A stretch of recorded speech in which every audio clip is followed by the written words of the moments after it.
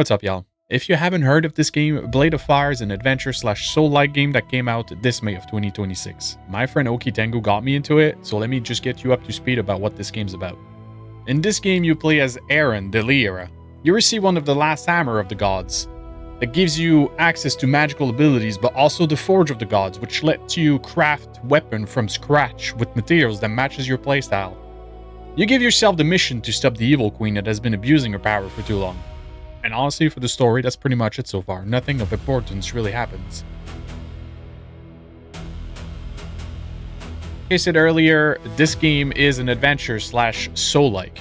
In difference to most soul-like, though, this game does have a difficulty slider, which lets you play at an easier difficulty if you do not feel like dying 50 times, just to learn the patterns of a mob. For those interested in the soul-like experience, though, they just came out with the update 2.0, which had the titanium level of difficulty, which get pretty close to a soul-like experience.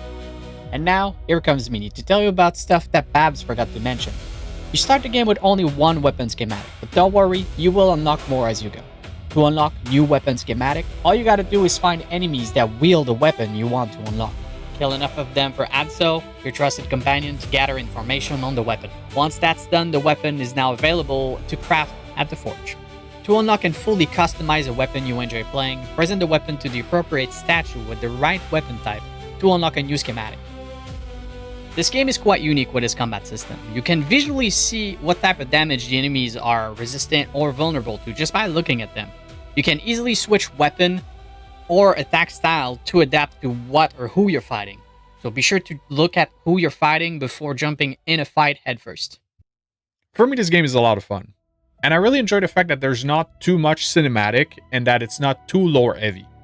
One of my only complaints about this game is that the story is a bit too bare-bone. I'm not sure what the issue is here exactly, but there's a lot of moments where information are just brought up casually, like to add to something that was already known.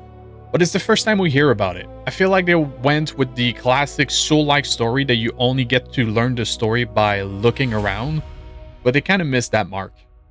Another complaint I have about the game is the music. It's sometimes too intense for no reason. You'd be in a field with flowers and sunshine fighting one mobs, and you have this intense horror/suspense music with vocals. It gives me the feeling of fighting an intense boss fight, but I'm just fighting this one mob. So it's just out of place most of the time. Now to conclude, of course, this video is only a preview of the game. If you are interested in my full review, be sure to click on the video that I'll put somewhere on the screen when it's ready. On that note, thank you for taking the time to watch this video. I hope that you'll have an amazing rest of your day or night, and I'll see you in the next one.